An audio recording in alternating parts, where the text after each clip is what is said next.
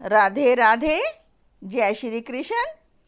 मैं नीरू तनेजा आज आपको वैशाख माह के कृष्ण पक्ष की बरूथनी एकादशी व्रत कथा सुना रही हूँ। अब आप सुनिए बरूथनी एकादशी महात्म। धर्मराज युधिष्ठिर बोले, हे भगवान, वैशाख माह के कृष्ण पक्ष की एकादशी का नाम तथा इसकी विधि क्या है और उससे कौन से फल की प्राप्ति होती है, तो कृपा पूर्वक कहिए। श्री कृष्ण भगवान बोले, हे राजेश्वर, वैशाख माह के कृष्ण पक्ष की एकादशी का नाम बरूथनी है। यह सौभाग्य को देने वाली है। इसके व्रत से मनुष्य के समस्त पाप नष्ट हो जाते हैं और अंत में सुख मिलता है।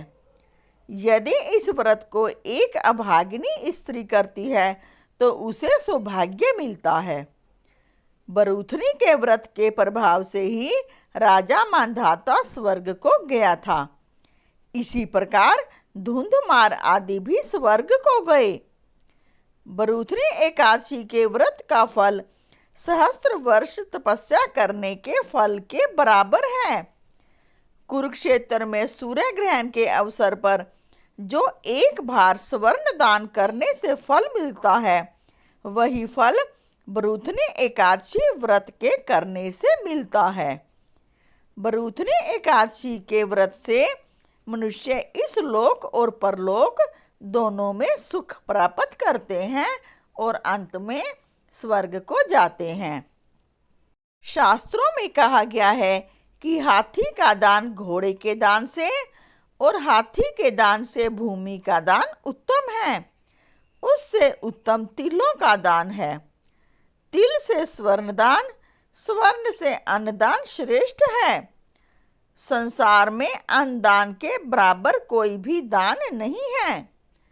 अन्न दान से पितृ देवता मनुष्य आदि सब तृप्त हो जाते हैं। शास्त्रों में कन्यादान इसके बराबर माना गया है। बरूथनी एकादशी के व्रत से अन्न तथा कन्यादान का फल मिलता है। जो मनुष्य लोभ के वश में होकर कन्या का धन ले लेते हैं, वे प्रलय के अंत तक नरक में पड़े रहते हैं या उनको अगले जन्म में बिलाव का जन्म ग्रहण करना पड़ता है। जो मनुष्य प्रेम से एवं धन सहित कन्या दान करते हैं, उनके पुण्य को चित्रगुप्त भी लिखने में असमर्थ हो जाता है।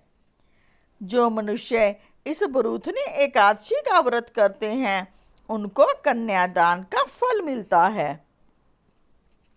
बरूथनी एकादशी का व्रत करने वाले को दशमी के दिन से निम्नलिखित 10 वस्तुओं को त्याग देना चाहिए।